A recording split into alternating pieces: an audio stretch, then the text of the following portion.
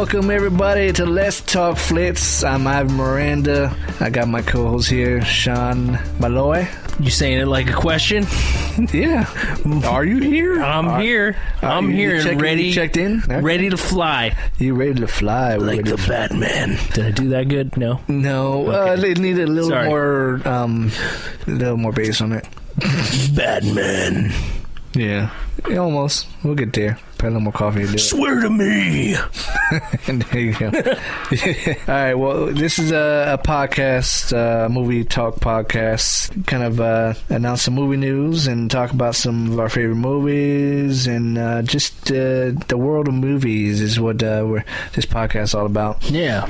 If you're it's all about, yo. If you're kind of new to us, we're you can find us on the social media sites, Facebook, Twitter, Instagram. We're even on Snapchat at Let's Talk Flix. Oh yeah, follow us on Snapchat. That's awesome. Yeah, I just started following us. You just started following us? I just started following us on Snapchat because you sent me one. I didn't even know we were on Snapchat. Yeah, look that's at that. That's how new it is. Snapped and checked and popped up on you. Yeah. So right now we're on the podcast radio network, podcastradionetwork.net. Wednesday nights at 9:30. Find us right there, streaming on the web, the World Wide Web, all around the world. World Wide Web.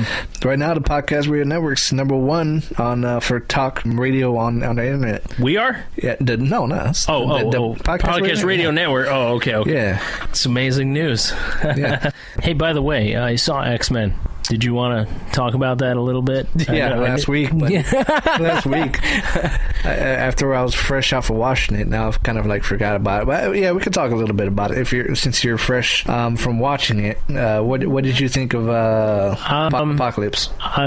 Similar to Batman vs Superman. Really? Where everybody was like, "This movie sucks."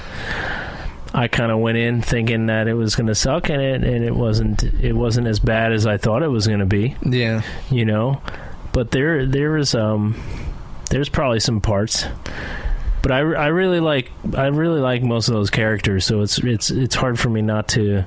Maybe the story wasn't the greatest, but I love those characters. Yeah, it was especially Magneto. You can't do any wrong with Magneto. Yeah, I mean, the poor guy loses. Spoiler alert. Maybe I shouldn't even say it. Hell, I spoil almost every friggin' movie that I talk about. Yeah, whatever. We're not about non-spoiler. So as long as we throw out the spoiler alert ahead of time, we can say whatever the hell. I mean, I think in this movie, he is the most powerful I've ever seen him in any of the X-Men movies. Don't you think? I don't know. The first one, he kind of lifted a submarine, so that's pretty powerful. He's straight out of the water. And in this one, he rips apart a whole friggin' town. Yeah, but you know what? With just a thought. The only problem with that is they with some of the movies they like the Captain America movie, they had destruction, they had chaos, but they made it somewhat grounded by showing casualties. Like this one, they're ripping the whole fucking city apart. Mm-hmm. And no one gives a shit about that there's other people around dying. And no one even talks about it. Yeah. There's no mention of destruction. It's Batman or Superman. Destruction. People, they discussed it. They talked about it. Yeah, They ripped the whole fucking city apart. Exactly, And then afterwards, spoiler alert, they're rebuilding the X-Men mansion, and everybody's all happy like nothing happened. And literally, they killed thousands of fucking people. Putting it together with their powers and they're stuff over here that. ha, ha, ha, we're rebuilding. Kind and everybody's kumbaya and shit. Yeah. No one even thinks about that shit, and of course not. It's a popcorn flick, but whatever. Yeah, it's. To me, that's some of it. I think that one of the reasons why most people did not, or maybe the critics did not like the film, is because they make it too popcorn. You know what I mean? Yeah. They build it up to be like something that teenagers will go to see on the weekend. When they get off of school or something like that. Well, that's where the PG-13 ratings at, but still, you're gonna make a movie for the overall general audience of it. I mean, I don't think they'll ever get that audience the way they want it to be. I mean, not 100%, not 100%. Yeah, you're gonna have people that are gonna love it. You're gonna have people gonna hate it because of this or that. So, I mean, I thought it was okay. I was just like, it was okay. I mean, it was an X-Men film. And that's what I felt like. I mean, it wasn't X-Men 2. You know what I mean? X2. That was horrible. That one was horrible. X2? X2. No, that was a good one. I didn't like that one. You're talking about X3 was a horrible one. Last Stand, the last one, in the first little trilogy there, that was horrible. Was it the third one? Yeah, the third one is when Professor X died. We talked about this last week. You probably forgot about it already. Yeah, no. But yeah, he died in it, and they changed directors, and it was the worst one of them all. Okay, so maybe it was the second one was the one with Nightcrawler in the beginning in the White House where he was flipping through rooms and stuff. Oh yeah, yeah. That's part 2. I don't know. I don't think I really like that one that much either. All right. Well, next up, we actually have a special guest on the phone, and from here, I'll let Sean take it over. So, Sean, who do we have on the phone? Hey, we got Breann Johnson. She's a actress out in L.A., friend of mine. Hey, Breann. Hi. So how's it going? Thanks for calling in. Really appreciate it. Oh, of course. I'm going well. Thank you very much. Cool. Well, you've been keeping busy, and I don't want to waste too much of your time, but I wanted to kind of, get your thoughts and, promote some of the projects that you're working on. Also wanted to talk to you about Red Wing and your character, Maddie Blanton, and, the journey that you went through shooting that film. Sure. And working with Will Wallace was the director, correct? Yeah. Awesome.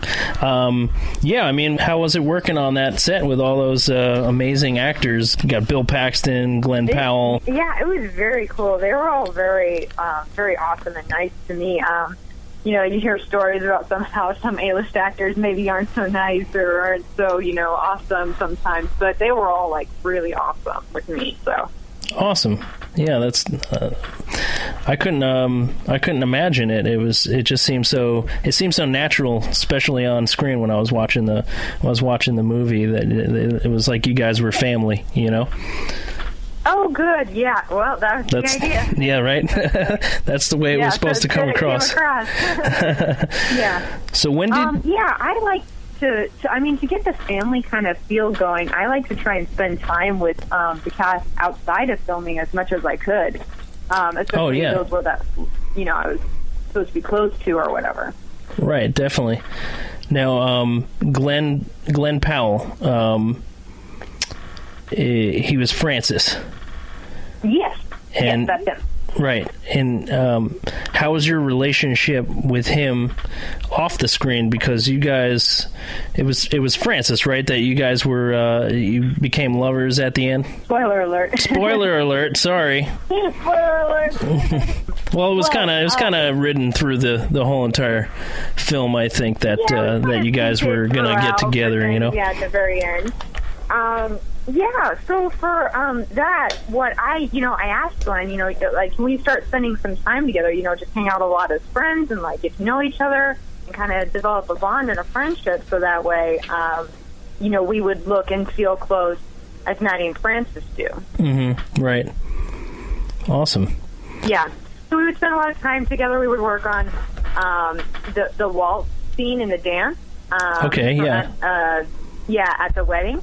And so we would work on that a lot and other stuff about our acting, and then we would try and rehearse some of the scenes to see how we felt about it and stuff like that. We did a lot of stuff outside of, acting to strengthen a bond, make a bond. Cool. Cool. Is that kind of like a little actor's tip, for films, working on small films like that, is kind of getting to know your cast and building a personal rapport with them?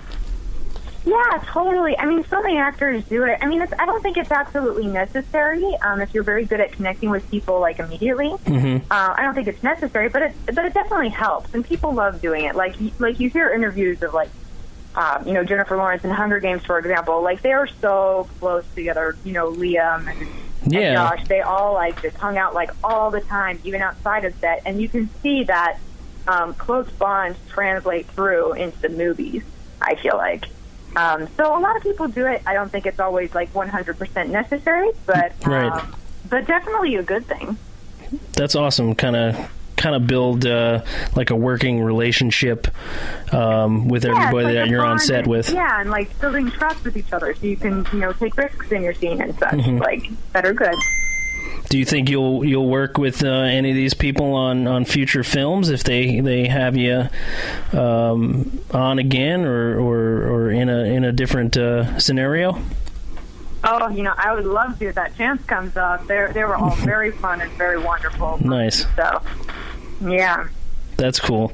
Mama B. That's Frances Fisher, right? Or Fissler? Fisher is so amazing. Yes, she's so amazing. I just think she's a wonderful actress and person. She is just great. She made me hate her so bad in that film because she just. I think that was the point of that character. I know. Yeah, I know. I felt so bad hating her, but I knew she was doing her job is making her such a bad, unlikable character. Which, I think so. Well, and that was the purpose of the character, and she really did serve that extent so well. But it was kind of weird to see the contrast with her personally versus what she was, on screen. Like, she's obviously this unlikable character on screen, but in real life, she's like a super nice, really easygoing, wonderful person. Yeah. Most of them are when they play those nasty characters. They're just nice people all around, aren't they? Yeah, that's what I've found, at least, with all the bad guy characters I've encountered. They're good people. That's good. They're good, nice people. Yeah. Now, what about Bill Paxton? Did you get to work with him at all, or because that was? Go ahead. I was on set, and so I got to see him a lot, and I was able to interact with him, have a few conversations with him, and such like that, and be able to get a few tips from him, like here and there. But right. But I didn't get to actually work in a scene with him, and I was kind of like, oh man, but it's okay. It was good. Yeah, that's awesome that you got to have a conversation with him, but. Being married to Luke Perry as Carl, as your husband there, there's a couple scenes that I got kind of scared for you. Oh yeah, that was the point. We were supposed to portray him as it was kind of like subtly written that he was abusive without showing too much of much of the abuse. Exactly. Yeah. Yeah, he didn't seem like he would ever beat you or anything like that, or your character, Matty Bland, but he was just verbally abusive and he was cheating on you, and all spoiler alerts, by the way. Sorry. But I really enjoyed the film, and you won an award for that, didn't you? Oh, yeah, at Idlewild Film Festival, yes. How long ago was that? That was 2014, correct? I believe so. Yeah, that was 2014, and Idlewild Film Festival, and it was really cool. That year, they actually they had already given out that award, the category I was nominated for, to another person. Oh, really? And they were like, and I was like, oh, okay, that's fine. And then they said, well, we liked two people so much that we just wanted to give out two winners. And then they announced me, and I was like, oh my God, what? That's so crazy. That's awesome. It was really weird. It definitely like, made my head turn. So they really liked the movie then. Yeah, they did, and it's been so well received by so many people for the most part. Most people have very good things to say about it. Yeah, I think it's a very heartwarming kind of movie, and it's cute. It's a cute film, Yeah, I agree. Something that you could go see or rent or on Amazon or something like that, and watch with your either girlfriend or wife or husband or boyfriend or something like that, and kind of at the end of the movie. Yeah, definitely good for relationships, but good for family. Maybe not the really young kids, but older kids that can handle that content. Like that's definitely good moral. There's a moral to the story. Yeah, for definitely. Them as well. Love conquers all. Yeah. Yeah, it was a good movie. So you're working on a book right now. I am. How's it coming along? Oh, it's going great. The content is basically completed, and so that's really exciting because I've been working on it for a while now. And it's going to be ready for release soon, I'm thinking. Maybe next month or two.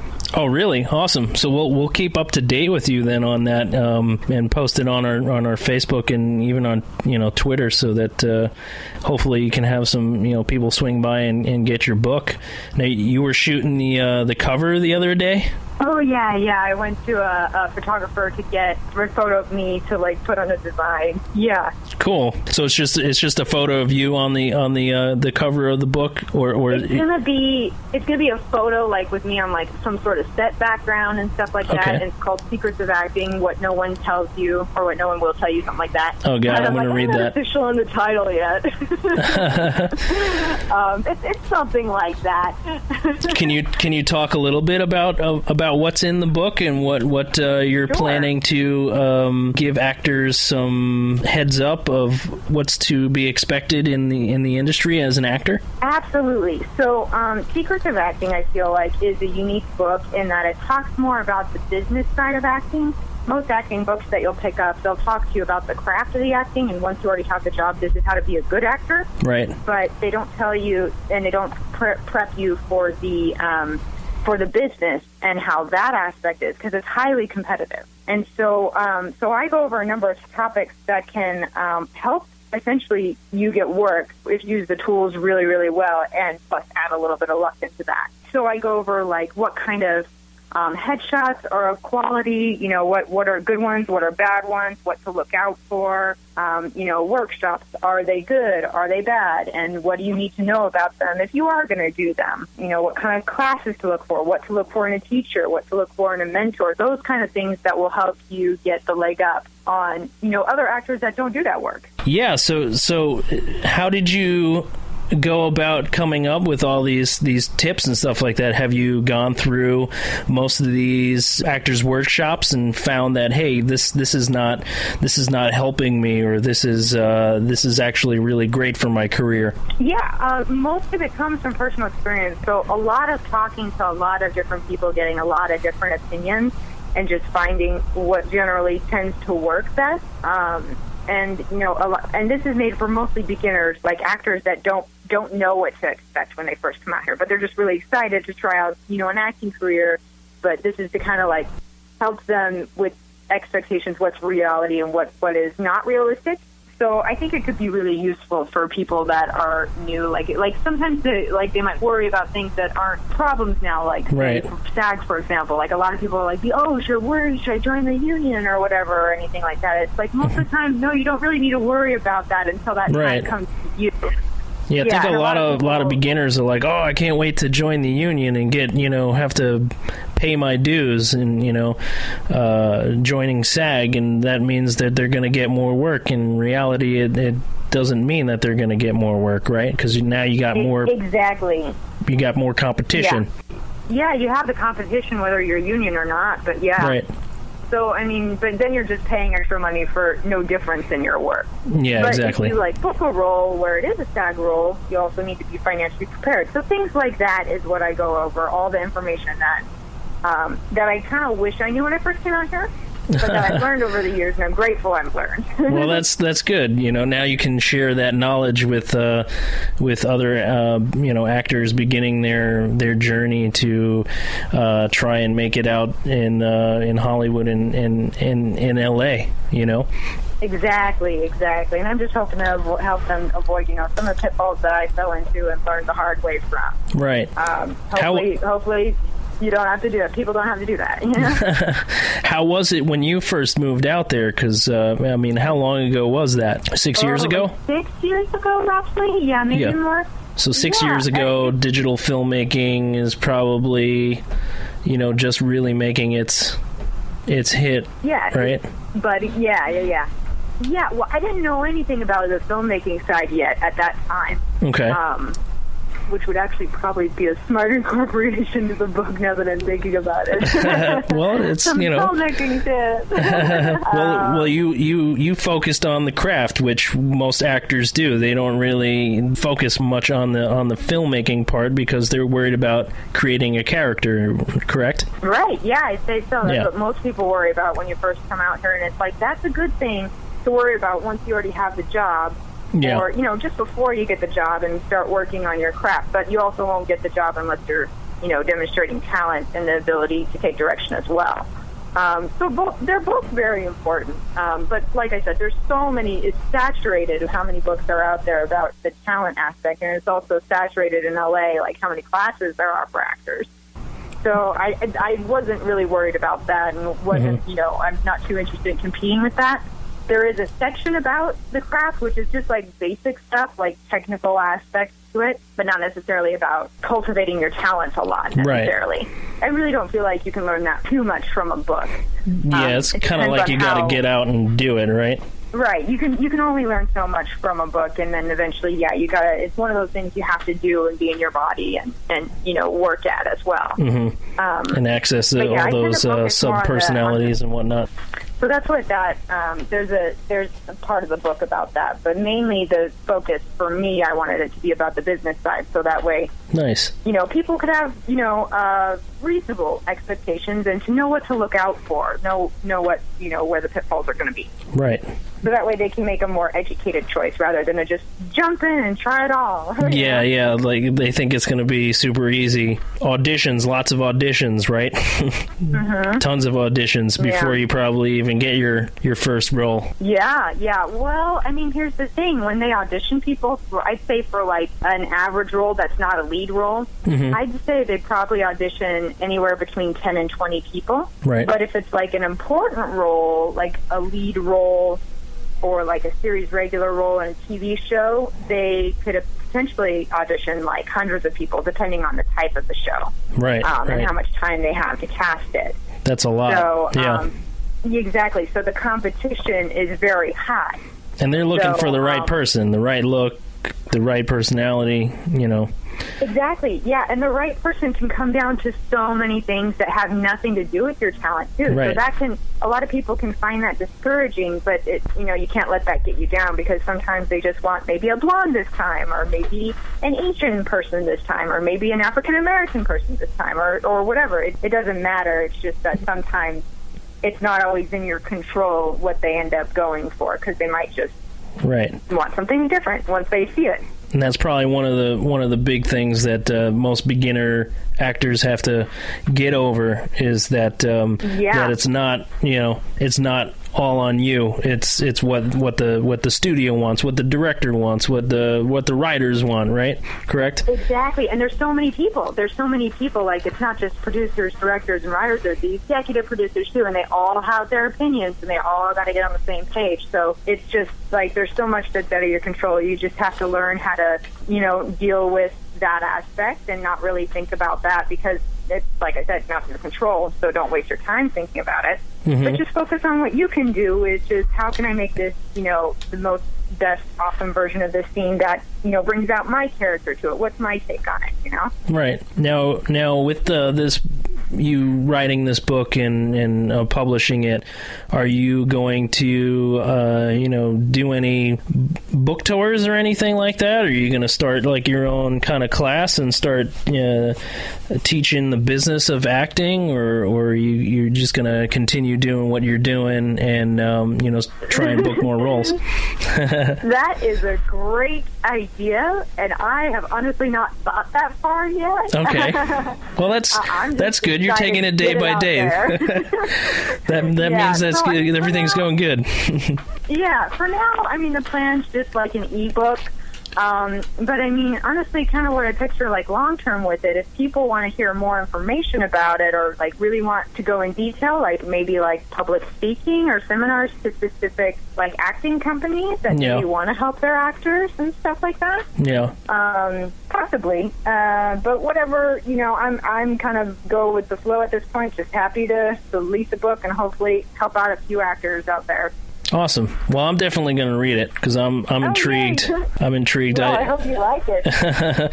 I took some acting classes quite a while ago and read a few books, so it's definitely something that I would like to learn a little bit more about. The business side and what your experience was, and I'm sure there's a lot of people out there that would think the same way. Yeah, definitely. I would say so. Once you read it, like it's like one of those things that it all makes sense. Like once you read it and realize it, but it's kind of like sometimes if you didn't know that information before, it would be hard to discover by yourself. Yeah. So, like I said, I hope it helps few people out there that are struggling in their journey. I'm sure it will, and we're going to help you over here at Let's Talk Flix. We're going to help you promote it, so hopefully you'll get it across to more people than, I mean, you probably do good over there in LA and just be able to tell your acting buddies and people out there. But well, so many people have like contributed to helping me out with this book, like offering, like some casting directors offering me their opinion through workshops, like, I learned something from that person, and then maybe I talked to this director and I learned something from that person, and maybe I talked to this producer or this actor friend and I learned something new from each one of them. So there's a lot of people that contributed to my knowledge that I put in a book. Do you think that you've come out with more knowledge by writing this book and taking the time to do this? This is something that you were passionate about, I would imagine. Otherwise, you wouldn't do it, right? Both. When I started, I didn't even really want to be a writer. It was never really my intention. But I just kept thinking, like, as soon as I got to about 3 years, 4 years, 5 years later in my acting career out here and doing film, people would come up to me and they would ask me about their workshops, or they would ask me about this class, or they would ask me about this casting director, or they would ask me about these things or these headshots or whatever, and I'm like, oh my gosh, I know so much about this. How can I put this into one short conversation? And you can't. And you can't. Yeah. I was like, well, why don't I just throw it in a book and give it out there to people to see if I can help people through that way, at least. Well, that's awesome that you're doing that, and I'm sure people are going to appreciate that, and they'll be able to kind of give that your opinion and your expertise a chance in learning how to be an actor, in today's world, at least, because it is a business. Definitely. And you got to treat it like a business. You really do. And that's a lot of people don't really understand what that fully means. Like, they're excited about it and they're prepared to treat it like a business, but what does that entail exactly? What is your business, and how do you make you a brand? Like, because when you're an actor, it's really like you're a product and you're selling yourself as a product, as crazy as that sounds. Yeah, you gotta create your own website. You gotta, get your demo reel out there. You gotta make sure you're networking with the right people, right? Definitely, yeah, and making that content look good, not just any demo reel is going to be standing out. Like,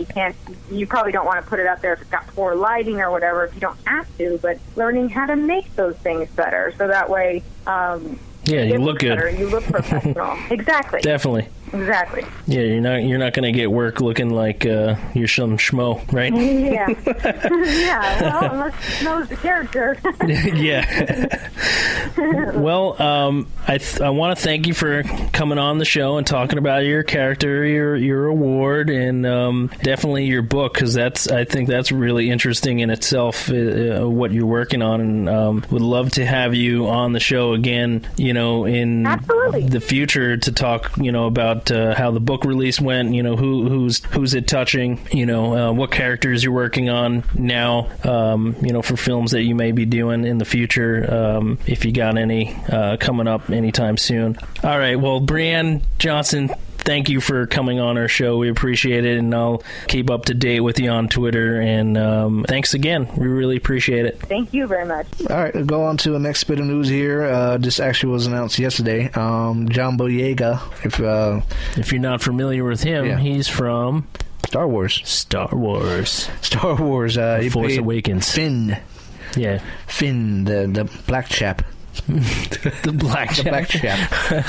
And he was, he was also in Attack the Block as well, a little low budget alien type movie. Yeah. In 2011. But anyways, he just snagged another big role in another big franchise, which many people might be fans of. I do, I'm not really so much, fan. But I watched the first one. I was kind of like, you saw it. I didn't even take myself, man. I checked in and out of it. Yeah. Anyways, we're talking about Pacific Rim, and John Boyega is set to star in the sequel to Pacific Rim, playing Idris Elba's his character's son. in the movie. And when he's going to star as a lead role, and the plot hasn't, they haven't said anything about the plot. And so far, that is the only actor who signed on for the movie. They moved on from Guillermo del Toro, and they went to director Stephen S. DeKnight. Stephen S. DeKnight to direct the Pacific Rim 2, yes. Okay. So I guess some people are not going to like that. No, they might. They might. They might? Okay. Yeah, because... So if someone liked that Del Toro was directed the first one... Yeah, his vision was good. I guess the execution wasn't... because it made money, but it didn't make what they expected to make, so... Yeah. But I guess it made enough to make a sequel, I guess. And Stephen DeKnight, you got to make some kind of money to make a sequel. I would imagine. Yeah, you don't just make sequels to shitty films. And Del Toro, he's been trying to get the sequel off ground for a while now, but him in the studios couldn't agree with a budget. He wanted to go sequel, bigger, better, more. Right. But, bigger, better, more, that costs a lot more money. Of course. And the first one didn't justify spending the money. So I'm guessing this one's the budget's going to be just a little bit smaller. I wish they would work on the story a little bit more for these kind of films. I mean, I want to see some explosions. I want to see shit blow up. I'm an American. Yeah, I'm American. I'm American. I want to see shit blow up. Yeah. But, especially robots. Monsters fighting each other. Yeah, when this first premise came up, you're like, oh man, that's awesome. What is what is Pacific Rim based off of anyway? It's off a comic book, isn't it, or an old TV show? No, not TV show, but comic book. Like I said, I'm not a big fan of the original. Is there anybody on Periscope? Maybe they might know.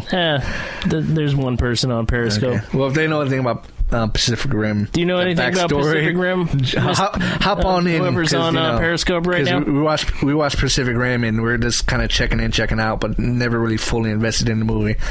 But I guess they'll probably go a little smaller on the budget. And hopefully make it a little more character driven, because Stephen DeKnight, he hasn't really directed that much any really big budget or well known movies. He's more of why are they doing that? Are they doing that because they can't afford like a big budget director, or are they just doing that for a lot of these films because they want to see where it goes? You know what I mean? Maybe he's got a good pitch for it, because he's written a few not really real good credits for him, but he's written some episodes for Smallville. He's written 3 episodes for Angel. He's written for because he was a writer before. Yeah, Spartacus. He's mainly a writer. He's directed 1 episode of the new Daredevil series in season 1. Okay, he's also written for it as well. So I guess he had a pretty good pitch for the studio, and I guess they can kind of keep the budget where they want it to be, and just go new overall. I mean, I don't see a problem with it. And like I said, being that I wasn't a big fan of the first one, them changing up the director and all that, and we'll see what happens. It might be good for what's going on there. What do you think? Stephen S. DeKnight. I mean, I didn't see the first one, so I can't really say too much about it, but I not trying to bash it that much, but I probably won't see the second one either, because it doesn't really interest me. Depends on the trailer, man, for sure, because if the trailer's it's good. I mean, if I'm going to go see Warcraft this weekend, maybe I'll go see this. Yeah, you're right, because sometimes I just like to kind of go brain dead while I watch a movie, and that's probably one of them, Just throw popcorn in your mouth. Just throw popcorn in my mouth, throw the 3D glasses on, and say, hey, fuck it. Yeah, because fuck it, I'm not watching Warcraft. I mean, if it was free, I would probably go. Well, I'm not going to. That's one of the reasons why I'm going. There you go. If they, hey, you want to watch Warcraft? If I got time, sure, why not? I'm not going to waste a day on it now. Yeah. But hey, whatever. Like I said, you got the opportunity. Hey, man. And you're going to take a chance maybe on you could go see it with me, and then we can talk crap about it. We'll see. We can talk shit. The beginning of the movie, Let's Talk. Man, we could start our Let's Talk shit. Yeah. podcast. But towards like maybe 10 minutes in, if I say I have to go use the bathroom, don't come out to the end of the movie. It's probably because I went to watch another movie. No, okay. Like something better. I might do the same thing though. You're like, oh man, this is kind of some bullshit ass movie. Don't you here. remember doing that as a kid though? Like going to the movies for a day. I don't know if people do that anymore. And you just you would just bounce from one movie to the next. And not saying that this is the right thing to do. Hey, whatever. Because my roommate in college got pissed off at me for saying this, but I would go into the movie and obviously not pay for the money's tight. What are you gonna do? Yeah, when you're 13 years old, you don't have any money unless you're going out in the back of the back door. Yes, back door. I've snuck some people in. I've been snuck in myself. Hey, it's a different day and time. But you know what? If you love movies, you'll do anything. Let's face the facts. Yeah. There's still shitty people out there, so this shit's still being done. Okay? Yeah. We were shitty people for doing it. It was fun. I think it's better to go to the movies and pay for one movie and go see a bunch of them than sitting at home and just friggin' stealing all the films from everybody. There was no policy saying, "Hey, when you buy this ticket, you have to see the shit and get out." Yeah, I mean, you're buying admission to get in the theater to watch the movie. If they're not kicking you out, then they're not saying you can't watch anything else. I mean, it's not to say that I haven't gotten kicked out of a movie because I didn't have the ticket, I haven't.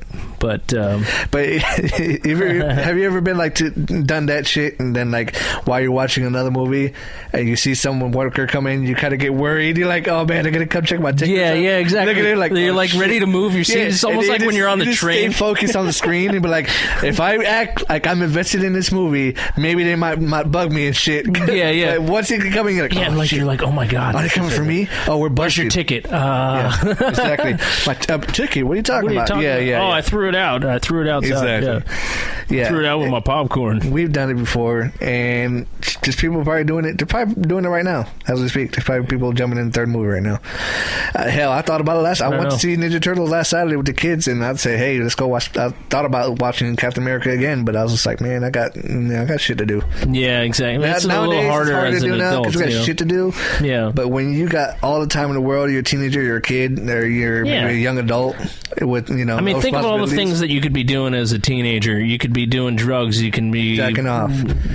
Okay. Other than that, you could be committing crimes. Instead, you're sitting at the movies and you're watching a movie. Yes, the crime of yanking your wiener for not having anything else to do. That's a crime. You may go blind. Yes, right in your eye. Okay. Why did we take it that way? This way we were left. That was not me. It happens. That was not me this time. Just to let you know. Hey, I'm cool. Just to let you know, folks at home. Yeah, whatever, man. Speaking of crimes, it's a crime to make some of these movies. That's for sure. Because a little story that dropped today was Sacha Baron Cohen. We all know him from Borat and a bunch of shitty movies. Ali G. Yeah, Ali G's. I guess that's where he really got popular. Yeah, it was that TV show that he did. But then when he did Borat, that's when he went mainstream and everybody was just all over his shit. And yeah, because it was a character that not too many people knew about. Yeah, and then it was almost like a documentary, but it was a film. Yeah. So anyways, he just got announced today that he's signed up to play Mandrake the Magician. All right, the Magician. From director and Vanilla Face. From director and writer Ethan Coen, who wrote he made his directorial debut with Get Hard, and he actually wrote Tropic Thunder. Did you like that movie? Yeah, I enjoyed it. I loved Tropic Thunder. I watch that every once in a while when I want a good laugh, and Get Hard I thought was pretty funny. It was funny. I liked it. Will Ferrell and Kevin Hart. I was expecting a lot more laughs, but it was okay. Yeah. But anyways, it was definitely good. Yeah, it was good. But Tropic Thunder the same way. It's good. Not one of the best, but it's Tom Cruise. When you think of Tropic Thunder, you get Tom Cruise. Tom Cruise. That's probably one of the craziest roles I've ever seen Tom Cruise play. Hey, he definitely got a resurgence from that, because that's when he was, before that he had that little weird phase where people thought he was fucking batshit because he was jumping on Oprah's couch and shit. He's saying he was in love with Katie Holmes. Yeah, and the whole Scientology shit. And it's like, this guy's a fucking weirdo, man. Yeah. Cocktails over here is fucking insane. And then, he does this. And then he plays Rex Grossman. And and then, he's in everybody's good graces again. Yeah. And now he is a superstar that he is making. It's a funny role because, I mean, he always plays the good-looking guy, lead role. And I guess to some people. To me, he's kind of a... Oh, yeah, he's definitely typecast. Looks like a parrot and something. Yeah, but I mean, he's got his hands in a lot of it. He produces most of those films that he does nowadays. So, and then this, he comes along and he's playing some, bald, rich Jewish man. Yeah, producer. No, he's a producer. He's a producer. Okay, I thought he was an agent. No, he's a producer. Anyways, he's the producer. He was a badass because he wanted to kick the director's ass. Remember? He's like, he wanted to kick go over there ass. And punch him right in the face. It wasn't Matthew McConaughey was there with him as well. Matthew McConaughey played the agent. He's like, you want a G6? Yeah. I love that movie. At least that part of the movie definitely elevated the movie. Definitely. But anyways, back to the story here. Ethan Coen set to direct, and the movie Mandrake the Magician is actually an old comic book from 1934. I like how they're digging out some of these. What was the other one that we were talking about last week? With The Rock. With The Rock, yeah. Well, man, I forgot it already. Because he's got so much shit going on. Flash Gordon, right? What was Gordon? No. Yeah. Man, it's popping up. He's done so much shit. Yeah, we'll think about it. Go. Yeah, exactly. But no, anyway. Mandrake the Magician. It sounds interesting. I'd like to see Sacha Baron Cohen as a Mandrake the Magician. It's actually a newspaper comic strip from 1934. But Mandrake told adventures of an illusionist who had the power to hypnotize his foes at great speed. With a companion called Luthor, an African strongman. He fought evildoers ranging from gangsters to masters of disguise to aliens. Wow. He also had a twin brother who used his powers for evil instead of good. You know what? This definitely sounds like right up his alley, Oh, yeah. Playing a kind of kooky type character and then having a companion like he did in Borat, kind of almost. Yeah, man. Yeah, everything I see him in that he plays, he always plays a different character. They're all kooky in a way. They're never the same though. I don't think. Yeah, but he hasn't been in a hot streak recently with the Brothers Grimsby that was a huge flop. Oh yeah, with Mark Strong. I started watching it, but I didn't. And literally, it was just off of Alice Through the Looking Glass that literally came out last week, and it's probably already on VOD this week. Yeah, I saw it. You saw it? Yeah. Oh man, why? My wife wanted to see it. Oh. So first off, we're kind of like when we first started watching it, we're like, fuck, we don't remember anything that happened in the first one. Because it's been 6 years, right, or something like that. I don't remember when we saw the first one, but when we're sitting there looking at each other, who's this? What's that? You know what I mean? We're trying to figure out what's going on. So first of all, we probably should have seen the first one before we walked in there. I've seen it, but maybe watched it again to kind of recollect of this Tim Burton feel of Alice in Wonderland. Although he didn't direct this one. No, he didn't direct this one, but that's it's based on his imaginary, I guess. I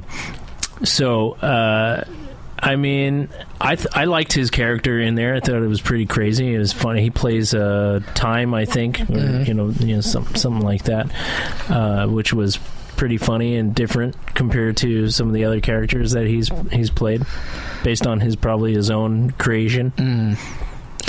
So, what did you think overall? What did I think overall of the movie? I don't know. Yeah, exactly. I don't know. Maybe I give it a 6. A 6? That's kind of high. I heard it was 5.5, maybe 6. I heard it was real hardcore shit. It was real garbage. I would like to see it again and kind of after the first one to understand it a little bit more. I think if you didn't see it or you haven't watched it recently, you get lost pretty easily. Well, I'm not looking forward to watching it. Just personally, that is. So I heard it's not good. It's a weird film. It's weird. It definitely looks like you have to be on some heavy acid or something.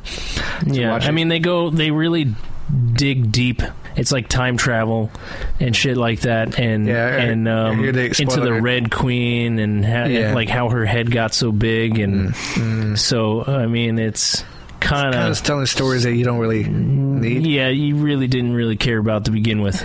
I heard it's more of a digging into Mad Hatter's family. Yes, yeah. Okay. Well, which Alice is pretty much trying to help Mad Hatter out the whole entire film.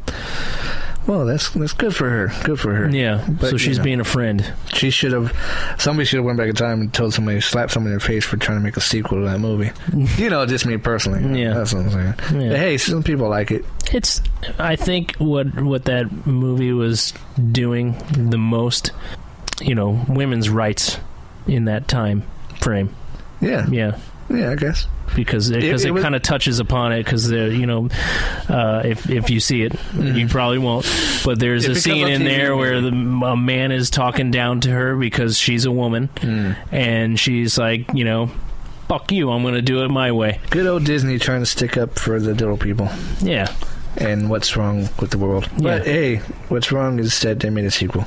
And we're going to... That's what's wrong with it. I'm going to say, like, almost, it's always wrong to make a sequel. Unless it's Star Wars. And Empire Strikes Back. That's all I can say. Yeah. So it's not wrong all the time. Yeah. Terminator 2. Yeah. Not wrong. There's some all-time great sequels that are even better Terminator than the first. 4, maybe. Or is it 3? Which one was it where he's... Mainly the direct sequel. Because like the third and fourth ones or whatever, if they even go further than that, typically aren't that good. Some are even okay. I like the last... Was it the last one they made? Terminator? With Genesis? Not Genesis. Salvation? No. I liked Salvation. No. You didn't like Salvation? No. Do you not like Christian Bale? I like something? Christian Bale. No, I do. You hate him as Batman, too, didn't you? No. I enjoy Christian Bale. Who hated him as Batman? Was it Jacoby? Probably, yeah. Oh, okay. I think he was on that boat. Yeah. But no, I do. I like Christian Bale, but it just didn't do it for me. It didn't feel like a Terminator movie. It really wasn't about... It was about the war. Yeah, it was really about before... I don't know. It's kind of hard to explain because it's about the war. Yeah, exactly. Where he goes back before he goes back in time. Yeah. But it didn't. I don't know. It just didn't do it for me. It didn't. It wasn't. It hasn't been the same since Terminator 2. Terminator 2 was the last good Terminator movie. Everything else is just subpar.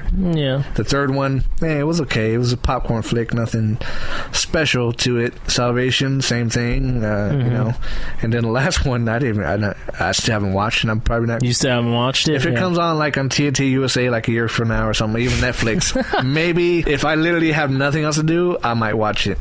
I saw it. You saw it. But I can't recall. The fact that you can't recall anything goes to show you that nothing memorable was in that movie.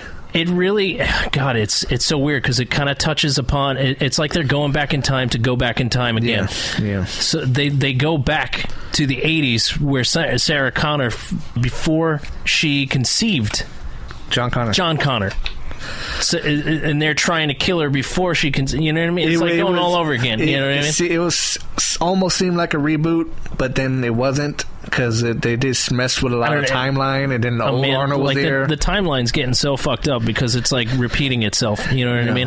Where at least with Salvation, it was its own timeline. You know what I mean? It could have went further into the war. Yeah, if it was good. I see where they could have built another trilogy off of that, but it just didn't work.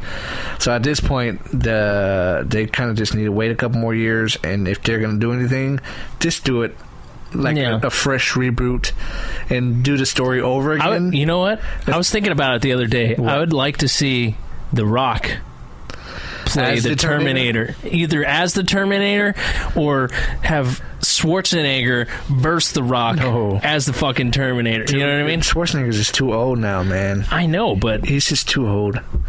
well, they can regenerate him like they did in the last. I don't want to see him film, in Terminator ever again. He is done. Put a fork in his ass. He can be a consultant or something. Hey, I'm going to consult your robotics here. I can't do a Schwarzenegger voice. I wish I could. Hello, I can do a Schwarzenegger voice. No, that's not good at all. That's not good. No, that's not good. Get to the chopper. Go quickly. Get to the chopper. Go now. I wish Let off some steam, Bennett. There you go. Commando. No, the Schwarzenegger, leave Terminator alone, please. For God's sakes, get away from it. Run as far. I'll be back. No, you won't. Please don't. Please don't. Anyways, we're gonna move on. We're gonna move away from that. Netflix is on something again. They're in talks to try to get Brett Ratner and Eddie Murphy to team up for a movie called Soul. Soul. We're gonna have a lot of soul in this movie. Hold on, it also has another title, The Murray Story. A Murray? The Murray Story. It's a comedy about a Murray story. The Murray Story. The Murray story. Anyways, it's a fictional story about a 60s soul singer, right? Okay. And it's a fake documentary about an iconic 60s soul singer named Murray. After a hot new artist samples his 1962 song, Murray attempts to get his old band back together in hopes of taking down hip-hop. That actually sounds pretty funny. I want to see that. You know, with all these songs, even in the 90s, even now, you know, taking samples from other classics and making it hits now. Yeah. It's, you know, you never really hear about the person they're taking samples from that, but kind of that looks kind of funny there. Kind of like that. That's kind of like that movie Walking Tall. Is it? Walking Tall? Yeah. And but there's a bunch of them that are like that now. You know, or from the 2000 era, kind of. But not really with this premise where they go and tackle the whole industry. The song that the sampled from the actual singer actually has a resurgence, and tries to capitalize on it and whatever.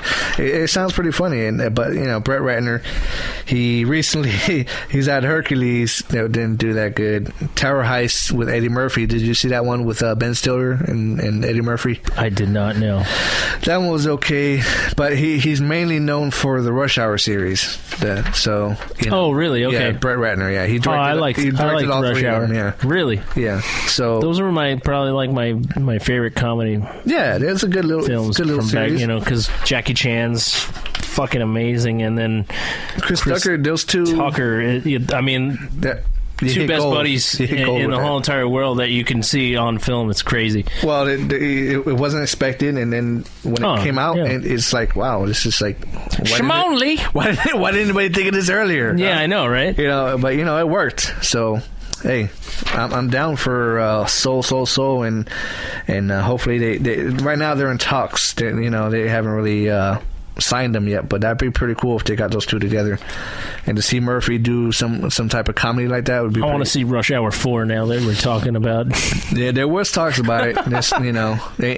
There was a time where Brett Ratner was attached to work with Eddie Murphy for Beverly Hills Cop 4. Really? Yeah, there was a time. Wow. With that, I like the Beverly Hills Cop series. Yeah, it's a good series. It's a good little comedy action series. Funny. It's so funny. See, and that's one of those movies where.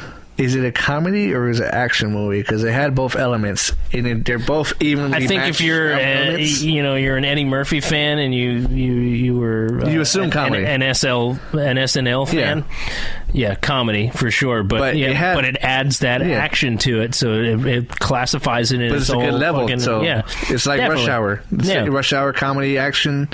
Some days it's action. He's a sarcastic son of a bitch in that film, isn't he? Yeah, I love Axel Foley. Yeah, one of the greatest characters in movie history. Definitely. It's along those lines of like the Lethal Weapon movies. I love those movies. Oh yeah, those are just classic comedy action movies that we don't really have anymore. Mel Gibson and Danny Glover. Yeah, we don't have those type of movies anymore. We're missing. I think our generation or the new generation is missing out on those type of movies that we grew up with. I mean, come on, where is it at? You don't see the 80s and the 90s had a lot of those like buddy kind of films, and I feel like today and there's stuff not you too see many. Now you don't see. It's all about superheroes and blowing shit up, Transformers and Pacific Rim jobs and Okay, you went there this time. I did. You're waiting for that one. I was, but we need those type of movies back, man. We need. I mean, you seen that they have a Lethal Weapon series now. CBS. No, I'm getting tired of the TV shows like taking all these they have good a Rush films from they back. have a Rush Hour one. Do they really? A series. Oh my god! Exactly. That's why you haven't heard of it, because it's crap. But they have a Lethal Weapon one with Damon Wayans. I started watching Scream, the series, the other day. You know, God, that was a fucking mistake. Okay, I thought you were talking about Scream. No, the movie. The movie was great. Yeah. They made a TV series out of it, and I'm thinking, oh, this is probably going to be cool, man. No. Oh my god, it's like teenagedrama.com. Did not want to see it whatsoever. Although the other one on Fox, I think it's called Scream Queens or something like that. Scream Queens, yeah. I have not seen that. Decent. I want to see that. Yeah, I started watching a couple episodes, and it was interesting. I never really continued to follow along with it, but out of the two, I would say that one's probably better to watch. There's too much. Yeah, it is. You can't catch up with it all. You can't. Oh no, there's no way. So much content out there, it's not even funny. And especially when you got like the best of the content on HBO and Showtime and you got the premium channels and you got the basic channels, and then you have the on demand channel, like you got the Netflixes and the Hulus and got their series. I've been watching a lot of those now, as the Hulu series originals, the Netflix originals, Amazon originals, which are actually pretty damn good. A lot of original content. I like watching it a lot better than some of the, the broadcast television. I like watching HBO shows, but I don't have HBO, so there's a lot of competition out there for sure. Pick a lot it up on Amazon. Yeah. Well, eventually, most of them end up on there as they go down the line. Mm-hmm. Like is Ballers on Hulu yet? Ballers with The Rock? No, it's I don't know. I don't know. I have not. I have not. That's a good. I like that series. I heard that's a really awesome show. Yeah. On that note, we're gonna go ahead and wrap things up here, and I'm gonna sort of Sean real fast. Sean, social it up, buddy. Let them know where they can find you. Okay, you can find me on. You can find me on Twitter. Right now. I'm on Twitter. That's probably the best place to find me, because I get the notifications right to my phone. If you're following me, I do have my YouTube channel up on there, or you could just search me on YouTube and watch some of my films, some of my short films, some of my gameplay for The Walking Dead, if you're interested in that. But anyways, over to Ivan for Let's Talk Flix. Yeah, because I've got regular Facebook and all that other stuff, but you know what? I don't really update as much as I do for our. I don't want everybody following my personal stuff either.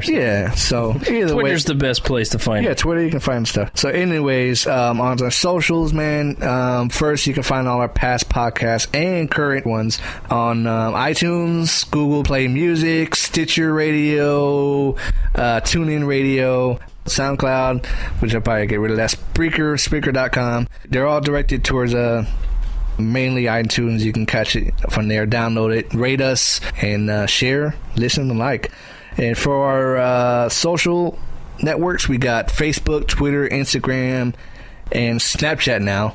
Yeah, we're Snapchatting, or at least trying to, whatever. Definitely follow us on these social networks, Facebook and whatnot, and listen to our past podcasts, because we do talk a lot about some of the movies that have just come out, Xmen Suicide Squad that's coming up. We've talked about that a couple episodes ago. So if you're wondering about some of those films and what we have to say about it, go check it out and let us know what you think, and write us some comments on Facebook and Twitter, and get involved. We appreciate it. Yeah, and if you don't want your stuff all out there in the open and stuff, you can always email us at letstalkflix@gmail.com. Nice. Email us there. Send us if you got a question or whatever. Or if you got a comment, you can send us there. We don't have to, we can comment on we you. Can shout. It doesn't have to be out there open like Twitter and everything else is. So everything is at Let's Talk Flix, FLIX. And we definitely cannot forget about our every Wednesday night, 9:30 on the Podcast Radio Network. You can find us every Wednesday night. We appreciate everybody at the Podcast Radio Network, John. We appreciate you. Thank you for allowing us to be on here. And much thanks. And for the shows before us, Living Precariously at 8. We like those guys there. Listened to them last time. They're a pretty good little show. And the show following us afterwards, This Week in Film, another movie podcast. So good guys over there as well. So if you're listening to us right now, don't go anywhere. Just stick around. And we've got a nice little show coming on right afterwards. So if you don't want to stick around on your computer, you can download the Crikey. You can download the Crikey app in the iTunes or Google Play Store, and that'll take the station to go. 102.6 is the actual station online. 102.6. Yeah. Podcastradionetwork.net. Look it up. Like them on Facebook. Follow them on Twitter. And there it is. Thanks. We just want to say we appreciate everybody. Until next time, this is Ivan Miranda, John Malloy. Thanks for joining. And this is Let's Talk Flix.